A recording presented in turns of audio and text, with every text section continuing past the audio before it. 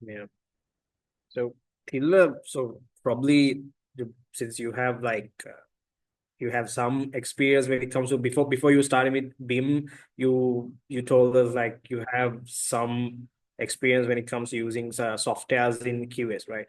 So after you have been introduced for this particular BIM 5 BIM software, like you probably when you trying to learn the software, how to use it in an actual environment. And most probably this application or the software is going to be used by the quantity surveys at the field, right? So I'm assuming this software is going to be automating most of the traditional day-to-day activities that they are doing. So I think you are the first person when it comes to implementation and the use of this particular software, that you are the one who actually had that kind of experience and experience it firsthand, right? So when you're learning this application and this software, how to use it and how to apply it on real life scenarios, like were there any challenges when it comes to adopting this software into a traditional contract surveying project or construction project? Yeah, actually, it was a huge challenge. Okay, so this 5D beam thing is entirely new to me. Okay, so I had a very good coach. His name is Eric Lee. Okay, so he's from Gordon, Malaysia, and he did the initial training. Okay, so Gordon, we have a strong online training platform as well. So I learned a lot of things from our online training platform. Then I did that demonstration project. I completed that demonstration project within a couple of days. Then I had some drawings of high-rise building. Okay, so I applied the software and create a 3D model of that high-rise building.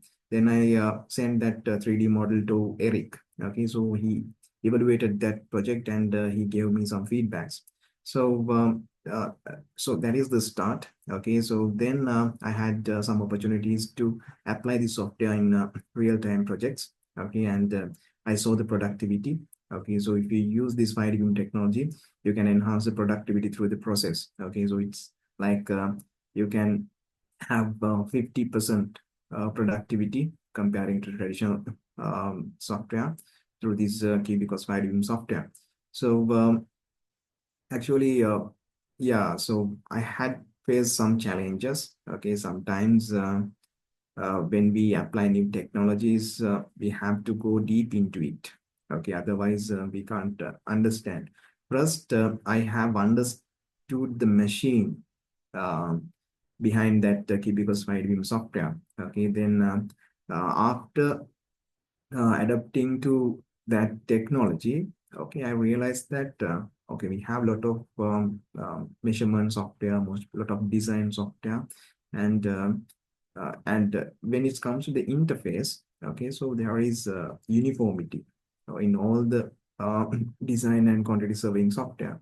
Actually, I adapt very quickly because I identified the uniformity of all these software. Okay, then whenever I learn new software, I can use my previous experience to adapt to that new software in an easy manner. Okay, so that is the key. Yeah, so it's a quite a journey, but somehow or other I adapted.